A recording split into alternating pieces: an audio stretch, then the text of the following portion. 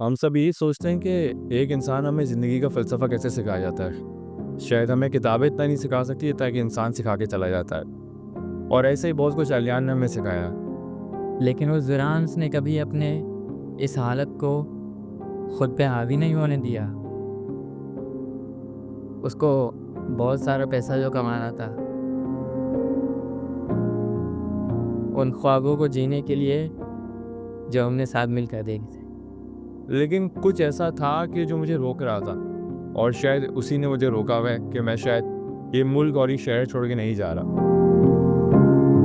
2020 जब मेरी college life start हुई, आई वॉज इन क्रेडो।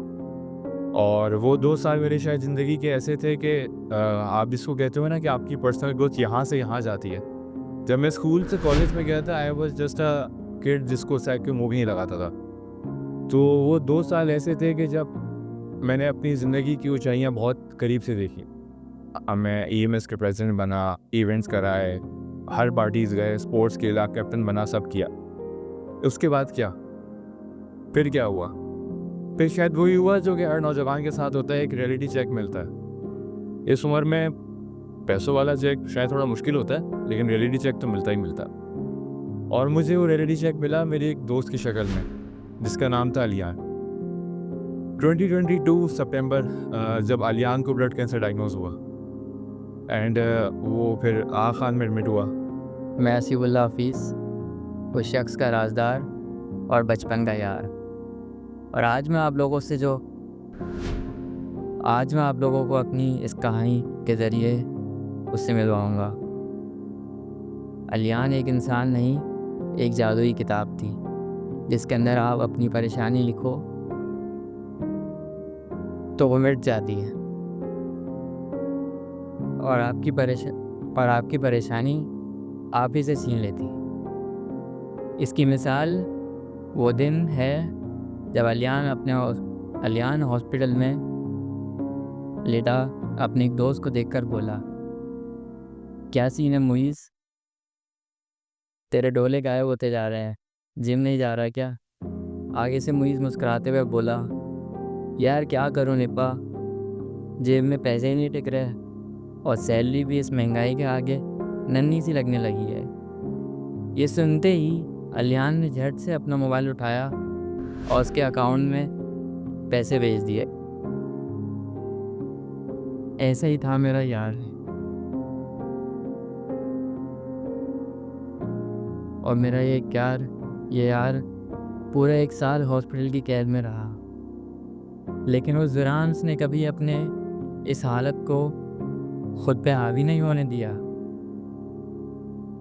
उसको बहुत सारा पैसा जो कमाना था, उन ख्वाबों को जीने के लिए जो हमने साथ मिलकर देखे थे।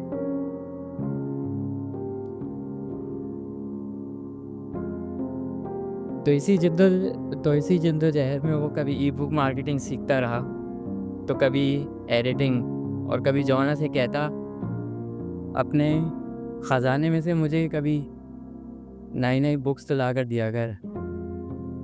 और वो जो भी करता हमें साथ जोड़े करता।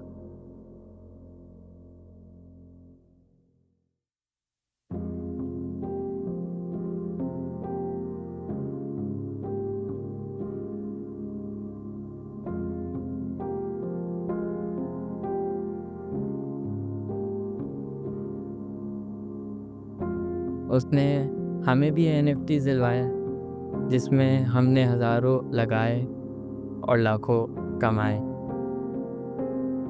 ऐसे ही वक्त गुज़रता जा रहा था और उसकी तबीयत नाजुक होती जा रही थी।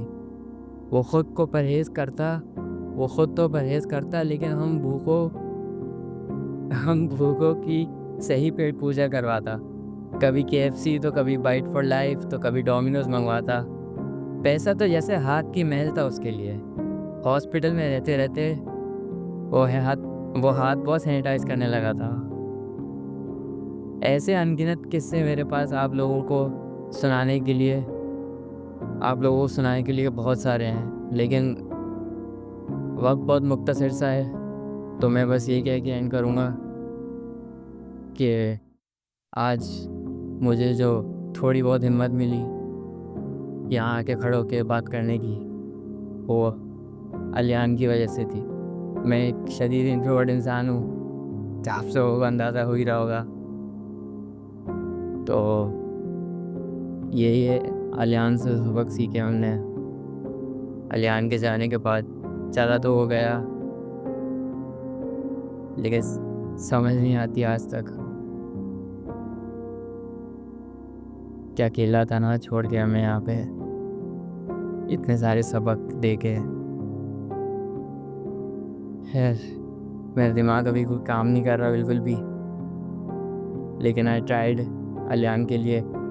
हम सब यही सोचते हैं कि एक इंसान हमें ज़िंदगी का फ़लसफ़ा कैसे सिखाया जाता है। शायद हमें किताबें इतना नहीं सिखा सकती जितना कि इंसान सिखा के चला जाता है। और ऐसे ही बहुत कुछ अलियान ने हमें सिखाया। ये भी सिखाया कि भाई एनएफटी में पैसा मत लगाना, लाखों डुबाए हमने साथ में। लेकिन वो रुकता थोड़ी ना था, उसने फिर लाखों डुबाए। खैर अलियान तो उसे कौन हो सकता था। लेकिन उस दिन ये बात समझ में आई कि आपकी ज़िंदगी में सही लोग होना कितना ज़रूरी है। औलाद, माँ बाप, रिश्तेदार, ये तो अल्लाह आपको देता है आपके पैदाइश के साथ। लेकिन दोस्त वो लोग होते हैं जो शायद आप अपने सफ़र में चलते बनाते हो, खुद चुनते हो, खुद उनको परखते हो और अपनी ज़िंदगी का अहम हिस्सा बनाते हैं। और ऐसे ही मैंने अलियान को बनाया था और शायद मेरी ज़िंदगी का सबसे बेहतरीन फ़ैसला था। और ऐसे में जाकिर खान की एक बात याद आती है जब उसने बोला था कि personal losses are bigger than professional losses. Professional loss, आज जॉब गई कल मिल जाएगी, आज बिजनेस डूबा कल दोबारा खड़ा हो जाएगा, आज फेल हुए तो कल पास हो जाओगे। लेकिन एक दफ़ा अगर एक इंसान चला गया तो उससे बात करने का दोबारा मौका नहीं मिलता। और अलियान ने मुझे ये भी सिखाया कि सच्चा दोस्त कौन होता है और सच्चा दोस्त बनते कैसे।